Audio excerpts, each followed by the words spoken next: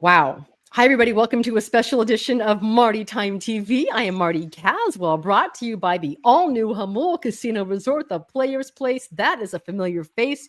You'll know him well. It's Jake Garegnani of CBS. He looks to be at Petco Park because we've had some very minor Padres news, shocking news. I mean, I don't want to ever overuse shock. I am so shocked. I'm floored. I'm sitting on my floor right now. Jake, how are you? What's your initial reaction to the Padres hiring the ultimate mystery candidate in Craig Stammen? Yeah, I think like everybody else, shocking is the right word. And I think more shocking is the fact that his name just wasn't out there, Marty, right? Like we all heard the Albert Pujols, we all heard the Ruben Abel, we all heard the Nick Hundley, the Flaherty name was thrown out there. Craig Stammen's name somehow never leaked out, never was spoken by anybody until some random Kentucky radio host, with no slight to him. I know he's a big time name, but who's not a guy who covers the Padres, said that it was going to be Craig Stammen. So I think the initial shock of that name is the stunning part of it. But I will say, when you start to peel back the layers, Marty, and you look at Craig Stammen, the candidate, and the pedigree of him, the hire does start to make a lot of sense, in my opinion. You look at a guy who pitched 13 years in Major League Baseball, 6 right here in San Diego. You look at a guy who played with Manny Machado, who played with Fernando Tatis Jr., Jake Cronenworth, Adrian Morejon, all of these guys. Marty, when's the last time you saw a middle reliever that demanded the amount of respect that Craig Stammen has had? So I think when you start to look at everything that Craig Stammen is, and I understand he has had zero coaching experience at any level, zero, that is a bit of a concern. But honestly, the guy played 13 years in the big leagues. He understands the game inside and out. He understands the organization. He's been working with them the past few seasons. He's worked on the minor league level. He's worked with the front office. He's worked on the MLB level. A lot of it does start to make sense when you look at it, when you get over the initial shock of, oh my gosh, this is a name I hadn't heard at all. Okay, Jake, I won't keep you too long because I know you have a bunch of live hits to go ahead and get to. And I actually have I had a great conversation with Joe Musgrove on this. We're going to get to that very shortly, and on a ton of topics I mean, he was surprised by Craig Stammen's name emerging at the end, and I asked him about the very abrupt exit of Mike Shildt as well. So that conversation is coming up there. You and I were texting last week, and I told you I didn't think it was going to be Albert Pujols for a ton of reasons. I mean, listen, I know he's a great name. I know he's one of the greatest players I've ever seen. He's a Hall of Famer, but you know what? It's a very small list of in any sport of great players who've gone on to become great managers. And he has never coached at any level. The difference that Craig Stammen does have now, he knows this organization inside out. He just retired from the Padres. Was it 2 years ago, 3 years ago? I could be wrong. I am positive I saw him in the clubhouse at Wrigley Field. He's a special assistant to Preller. He knows the organization inside out. He knows a bunch of the players on that important players in that team. You mentioned Machado and Tatis. So I kind of get that, but I did not see this one coming. I thought maybe AJ would get his way with Flaherty. The interesting thing is going to be what happens with Ruben Niebla. I know everyone expects him to go ahead and return. So hopefully that is going to be the case. Yeah, it sounds like it's already been confirmed that Niebla is going to be back. And most of the coaching staff, obviously, except for Victor Rodriguez and Tim, who are both already gone. But it sounds like most of the staff is going to be retained. And I think that's a big part of this hire, Marty. We've heard AJ talk a ton about how he wanted to keep this core group together, this group that's been here for almost a decade because they've gotten close. And so I think that really goes into this hire in a sense of, why didn't you hire maybe an outside name? Or why didn't you do this? Well, Craig Stammen knows this staff, obviously. That staff is going to stay together as much as they possibly can. And I do think, Marty, once you do get over that initial shock, as I mentioned, that this hire will make a lot of sense. Now, whether he's going to be a great manager or not, I have no clue. But I think this isn't, with no slight to Jay Stingler, this isn't one of those where you're like, who, why, where? Right. Like Craig Stammen makes sense when you think about it. The interesting thing is that Preller hired. I mean, all the 4 finalists, they had never been. They were all going to be first-time managers. So correct. I mean, listen, Shildt, it worked until it didn't work. Bob Melvin, NLCS, then it didn't work. So this is I don't know what to make of this. I'm curious to find out what kind of coaching staff he is going to assemble. I thought Nick Hundley would have been a very, very interesting choice. I know he was the first choice of Buster Posey, who also went with a first-time manager from Nashville, right? So I don't know. I'm floored. I think when you talk about the first-time manager situation, obviously there'll be a ton for Craig to learn, and there'll be times where people go, "This is why you don't hire a first-time manager." Of course, those moments will come up. But the fact that he is surrounded by a staff that has been doing it for a long time, in a front office that has been doing it for a long time, I think will soften the blow a little bit of that first time managerial things. You know, I just have a feeling it's not like he's bringing in his entirely new staff and it's a bunch of cats that don't understand the organization. Like, Craig is going to be backed up a lot in this situation, in my personal opinion. I know that a lot of people thought that Pujols was going to be the right hire because of his relationship with Manny Machado and Tatis, but there's a lot more that goes into that. And one thing I will say on Stammen, he was very popular in that clubhouse, in this current clubhouse, including by Manny and Tatis. So I think, and you'll hear from Joe Musgrove as well, but he thought that that's going to actually be a pretty smooth transition. And one thing he mentioned that's really good, and I don't want to go ahead and tease the entire interview. He said that he has no ego. So he's a guy, he has to learn on the job. But hopefully the most important thing he can do is hire the right people around him to because he has never done this. This is crazy. Never. And the expectations are going to be massive, Marty. They won 183 games in back-to-back seasons. This is a team that obviously it is like World Series or bust has been talked about around here, and they're returning a huge part of their core. Like, it's not going to be able to ease into this thing for Craig. It's going to be you better win right away kind of situation. So The pressure will be on for Craig. And you know, it's cliche, but time will tell to see if it's a good hire or not. I don't think it's going out on a limb to say it's AJ Preller's last hire. So it either is going to work or it isn't. We said that last time. I said that with Bob Melvin. That was his last hire. Then I said Mike Shildt was his last hire. I say the next hire is his last hire. So I've got one more for AJ Preller. So we're gonna go. We'll see what happens there. We'll see what happens there. All right. I know you have to go. We'll have to do this probably next week, and maybe I'll see you Monday. By the way, Padres, there's no school on Monday because there's a holiday on Tuesday. So thanks a lot for this. You guys ruined another day at Disneyland. So here we go again. Thanks a lot, Padres. Jake, 10 a.m. Monday, Marty. Oh, for Pete's sakes. All right. Thanks so much for your time. I'm going to go ahead and get to my interview with Joe Musgrove. Jake, I really, really appreciate you. Talk soon. You can watch him on CBS, watch all his live hits. Maybe you'll see Craig Stammen rolling in there. Maybe you see the Padres players. Maybe by the way, finally, we're going to hear from John Seidler at this presser. If there's a time for John Seidler to talk, this is the time. This is interesting. Maybe we'll find out more about AJ Preller's future as well when they have their inconvenient 10 a.m. presser on Monday. I will say my last thought, I have a cool video I put up on my Twitter account because when we were in Philadelphia for the end of the NLCS and the Padres had been eliminated, Craig Stammen walked up on the top step and I took a video of him just soaking it all in because I think he knew it was his final moments on the field. Now, he did try and come back that spring training in 23, obviously had the injury and retired, but it's a pretty kind of telling video if you want to go check it out on my Twitter account because you could just see his appreciation for the love of the game. Now the fact that he's their manager, I don't know, it kind of gave me chills to see the video. So I will leave you with that, Marty. I'll leave you with your chills. Thanks, Jake. Have a great day. Talk to you soon, my friend. All right, so that's Jake Garegnani from local CBS. You can follow him on the social media at Jake Garegnani. All right, guys, I need to get right to it. Sorry, I'm on my floor today. It's been one of those days. I was at a school jogathon when the news came through, but here I am.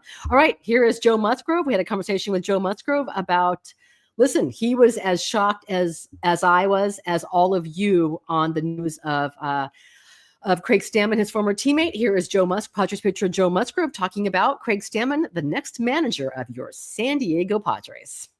Everybody, I'm talking to Padres pitcher Joe Musgrove on what can only be described as a very surprising day for the Padres and the Padres fans. Joe Musgrove, if you can give me your initial reaction on a former teammate of yours, Craig Stammen, being announced as the next Padres manager. Yeah, it's a name that, wasn't talked about much throughout this whole process, really. I only heard his name in the last day or two get mentioned, but, a little surprised at first. Didn't know he was even considering taking a role like that. But knowing he's in that spot, man, I couldn't be more excited. I think he's going to be a great guy for the job. Getting to play with him for a little bit, I know who he is as a person. His level of integrity, the level of respect he has from, everybody in that clubhouse. I think he's going to fit in great, with these guys. It's going to be an easy transition for us, having somebody that's been around for the last couple of years, in a bit different of a role where it can be a little more buddy and, friendly conversations.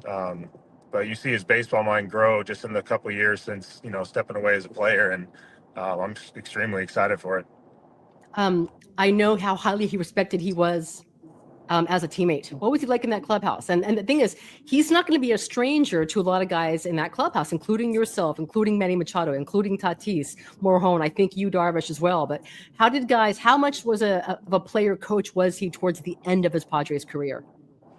He was amazing. I mean, he was still every bit, as good of a competitor as anybody in there. But yeah, you could see the transition starting to happen. I think his willingness to have, these mentor type conversations with some of the younger guys were starting to trickle in a little more and more. But Craig was an extremely focused guy. Like, being on the team and having a chance to take the ball and impact the game, he took that very seriously. So, by no means saying that isn't, saying that he was, kind of losing his touch for the game and transitioning early into the coach's role, but, more so adding that to his plate of, taking the responsibility of being that, veteran presence and kind of just like the gold standard for how things should be done around the clubhouse. The level of respect he took for the clubhouse itself and little things like, lounging around, always busy doing something, rarely saw him sitting at his locker. He just set a great example for everyone around him. And he was a fun dude to be around. He was the guy that you could have fun with and knew how to wrangle guys in when, the moments got tight. He knew how to have tough conversations with guys, but never scold them. Just a very classy way of everything he did. So I can only imagine it's going to be elevated a bit in that managing role. Joe, how big a deal do you think it's going to be, though, that he has had zero coaching experience at any level? I mean, I don't know that it makes a difference. I guess we'll find out. But Craig's baseball IQ is very high to begin with, and I think his personality and his lack of stubbornness to always be right and be the one that has the final say is going to be I think, non-existent. So I don't think you're going to rush you of an unexperienced guy in a managing role, forcing the decisions that he wants. I think he's going to be the type to build a good team around him, of guys that he trusts, allow them to do their job and give them the freedom to have say in how things are done, and lean on the guys around him. Not to say that he's not capable of making the decisions on his own, but I know he's not too prideful to feel like he needs to be the one with the final say. So, it could be good. I think one of the most difficult things to do over a course of 162 games and playoffs and a spring training buildup is manage your pitching, manage the bullpen, manage the usage, innings of your starters and rest. That's probably the most difficult thing to manage. And I feel like that's common that you see that be the one snag in a team is that, the mismanagement of the bullpen or guys getting worn out too early and not being, able to sustain through postseason. So, if Ruben decides to stick around, which I think we all are praying he does, they'd work extremely well together in making sure the staff is taken care of and guys are getting usage properly. So, and then you rely on guys around you and not, Craig's capable of making these baseball decisions, but, like I said, he's not going to be to the point where he has to be the one making the final say. So I think it's a great move. I'm not sure if have you talked to any of your Padres teammates about this decision? No, I mean, I just left the gym, so it was Okay. like a few texts between sets of, workouts, but I haven't had any serious conversation. I talked to AJ for a little bit, but that's about it. How do you think this is going to go over in that clubhouse? Great. I mean, we talked a lot over the last couple months as Okay. players of, what direction we were hoping it goes. And, most of these guys have been here for a handful of years now, and we've been through, this will be my fourth manager here. Wow. And there is a certain level of like, exhaustion's not the right word, but it's just like this stress of, man, starting all over. Someone's going to come in with an entire new approach to the game and how they see it. And it takes a while to get everyone back on the same page where, Craig's a guy that's been around the clubhouse. It's an internal option where he's seen how people work. He knows the personalities. I think the transition's going to be a lot smoother, which is important. In spring training, there's minimal time, especially in a year where the WBC is happening and we're going to be losing a handful of guys. I think the quicker we can get this thing off and rolling before guys, split off to do the WBC stuff, the better off we're going to be as a team. And I think having a guy like Craig in there that knows these guys and knows the routines and knows how guys like to work, I think it's going to make that transition a lot easier for the players. Joe, I know I'm literally catching you on the road, so I won't keep you too long, but you're talking about the managers and how exhausting it is. It seems as though that AJ, that you guys found the right manager, the right partnership. How shocked were you by Mike Shildt's exit from the Padres? Yeah, I mean, I didn't see it coming. I know he just signed his extension. I think he had 2 more years on his deal. Yeah. you know, I don't feel right about how Shildt left. Um, you know, as players, there's, you know, a certain standard you expect from your manager, and there's a certain level of communication.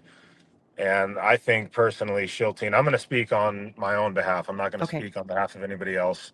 I know there's guys in that clubhouse that, you know, match my take on this, but I'm not going to put anybody else's name on this but mine. But I had an extremely high level of respect for Shildt, and like, you know, I'm a firm believer that you shouldn't let someone else's experiences, you know, become your experiences because you're close with the group. It's like the group of friends that, you know, has a buddy that's a jerk to everyone but you, and now you're expected to be, you know, a jerk to them because your friends are mad. It's like, it's a very uncomfortable feeling where I'm not trying to diminish any of the stories that have come out. I'm not trying to, you know, make people seem like, you know, they're overreacting and you need to suck it up.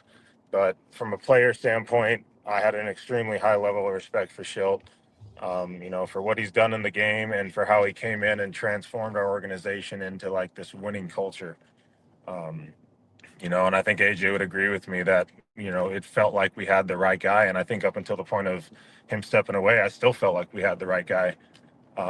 You know, his track record in the big leagues, he's done things that, you know, no manager has done. He's done things for our franchise that no one's been able to do since we've been a franchise.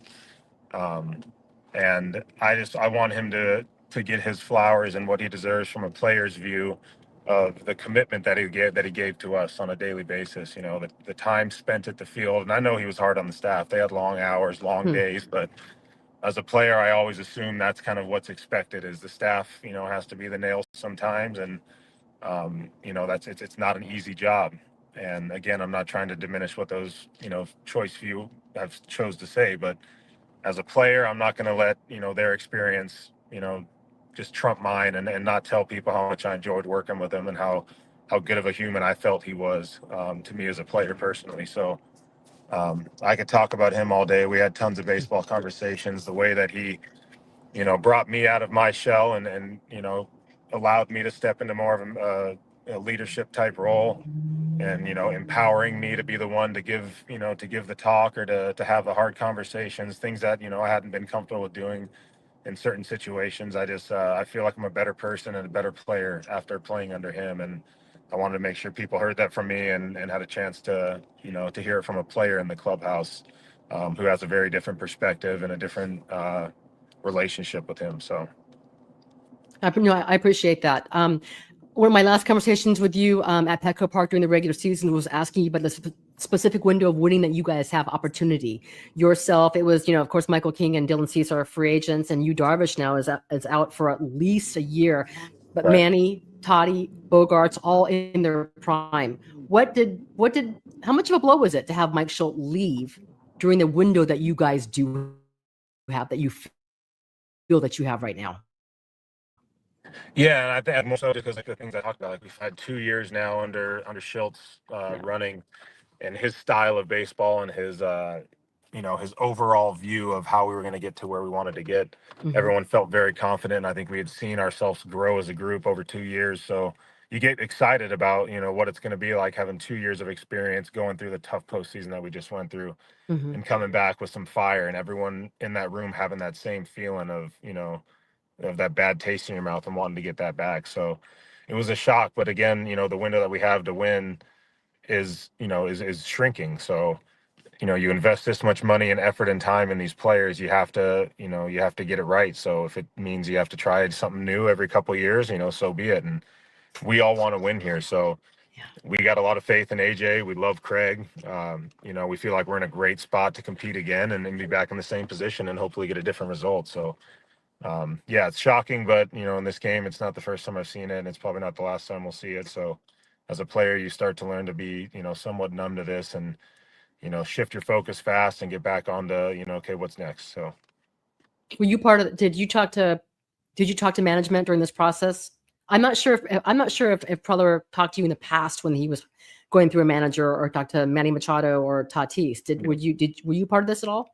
yeah, AJ always keeps us in the loop. Okay. I don't think that we're putting input in that's directly affecting a decision, but I know it's a piece of the puzzle that helps him make a decision, is how the players feel and the direction we feel like the team needs to go, or the type of manager that he feels that we need.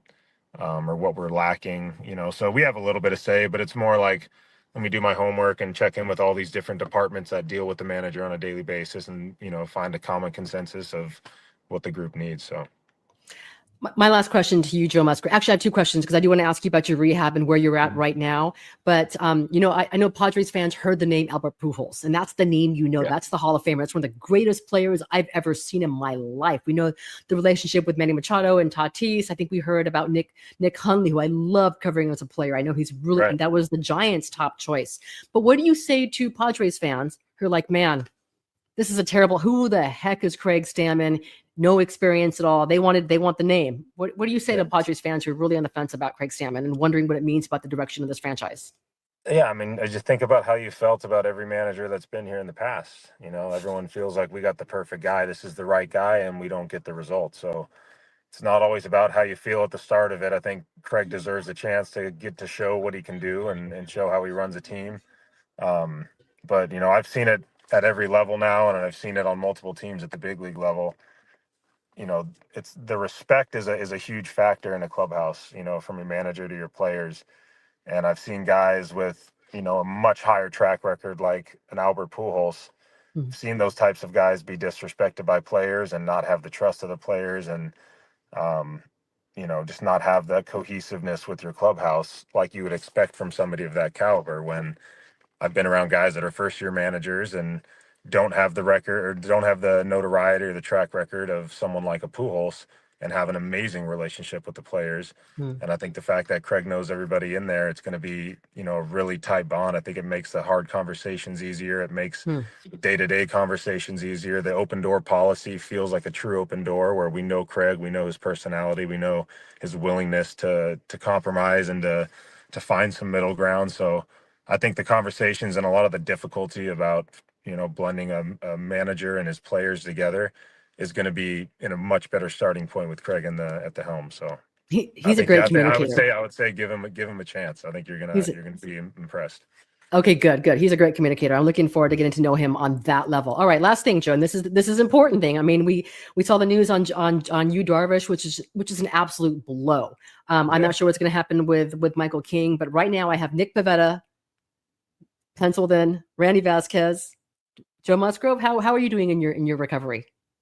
Yeah, I feel great. It's a kind of a weird time over the last month because my mind, my body, everything was like geared up for this playoff push, and I had been tracking my whole timeline and adjusting our schedule to be able to be back by that, CS World Series time. And I was at a pretty decent point in my ramp up already. So the season ends and now it's, do I continue to push forward and start throwing to some hitters and see where I'm at? Or do we take advantage of where I'm at and how good everything is right now and just do a normal deload like end of season and then re-ramp it up for spring training? So we decided to go with that latter decision of, tapering down and giving myself like a normal break. I have been throwing for the last 5-6 months and getting up to some high intensity. So we took some time off and I'm in like my second week back of throwing now, but I feel great. I feel like the rest was really good for me. The rest of my body feels great. So the plan for me now is just to continue to progress as this is my normal off season. Okay. It's going to be a little bit different adjusted because of, some of the new ranges or the new limitations that have come with the surgery, but kind of a little bit of trial error under my same normal program. So any doubt you fully expect to be in your normal routine come spring training? Yeah, I mean this is all barring that like I build up and feel great still, Okay. with where I was at, come the end of the season, bullpens like pretty good velocity, pretty good spin. So, having another 4 or 5 months until I need to be ready, I can only imagine I'd be in a great spot then. I can't thank you enough. Joe, I can't thank you enough. I mean, I'm sure there's a lot of people trying to get a hold of you right now. I'm sure there's a player thread on what's going on. So I really appreciate your time, your perspective, and what you had to say on Mike Shildt. I know that was important for you to go ahead and get out. So I appreciate that. Look forward to catching you up. Maybe I'll see you at I'm not sure, SDFC playoff game or maybe a San Diego. I'll be out there Sunday night coming home from of course you will. Straight to the game. Yeah. Of course you're going to be out there. You're the best. I appreciate you. Thanks for doing this, Joe. And we'll look forward to catching up soon. All right, Marty. See you. Thanks. Okay, so that was Padres pitcher Joe Musgrove, who was so kind enough to go ahead and check in on today's shocking news of the day. As you guys heard from him, he did not, just like the rest of you, he was shocked by this. He did not really catch any wind of Musgrove, of Craig Stammen even being candid, even being interested in this job until a day or two. I'm looking forward to Preller's presser and Stammen's on Monday, because I would love to know how this came about. Did AJ Preller say, listen, Craig, I think you'd be a great candidate for this job? Or did Craig say, listen, I'd be interested in this role. Maybe this is the time.